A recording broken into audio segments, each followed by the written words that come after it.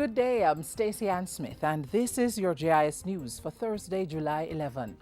The House of Representatives has passed two critical pieces of legislation that were among 5 priority areas for the National Security Ministry this legislative year.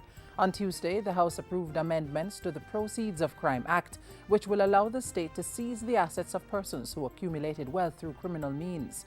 The Proceeds of Crime Amendment of Second Schedule to the Act Order 2013 resolution will now be sent to the Senate for its approval. Meanwhile, the Trafficking in Persons Prevention, Suppression and Punishment Act was also amended to provide harsher penalties for the crime and to expand the list of offences under the law. Convicted persons can now be imprisoned for up to 20 years, and the court can impose an additional 10 years if the offender commits any other crime while trafficking in persons, such as debt bondage. The legislation also increases the period of imprisonment for individuals who knowingly receive financial or other benefits from trafficking in persons from 10 to 20 years. And there is provision for a new offence of conspiracy, punishable by imprisonment of up to 20 years and/or a fine. It is our intention to make the offense, or rather to make the penalty for the offense of trafficking in persons more robust, as we recognize that trafficking in persons is indeed modern-day slavery, a sophisticated and highly lucrative form of organized crime. The law also provides for restitution for victims, while the definition of exploitation has been expanded to include debt bondage. Government is collaborating on a project with Noranda Jamaica Bauxite Partners to demonstrate the viability of the biofuels industry using mined-out bauxite lands to grow oil-producing crops. Minister of Science, Technology, Energy and Mining Philip Holwell says the objective is to extract the oils from seeds such as castor and palm for the emerging biofuels market in Jamaica.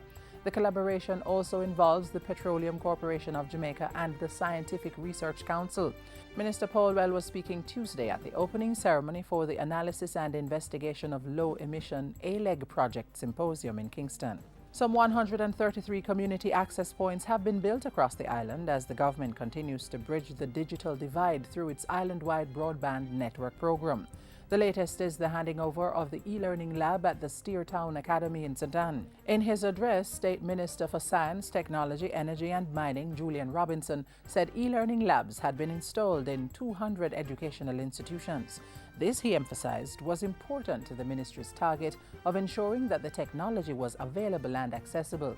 We want to ensure that every student, regardless of your socio-economic status, if you can't afford to have a computer at home, that you can access it at school, or you can access it at the community access point, or you can access it in a post office or in a library. The minister added that the Universal Service Fund would accept applications from community-based organizations that had the facilities and capability to manage the labs when implemented.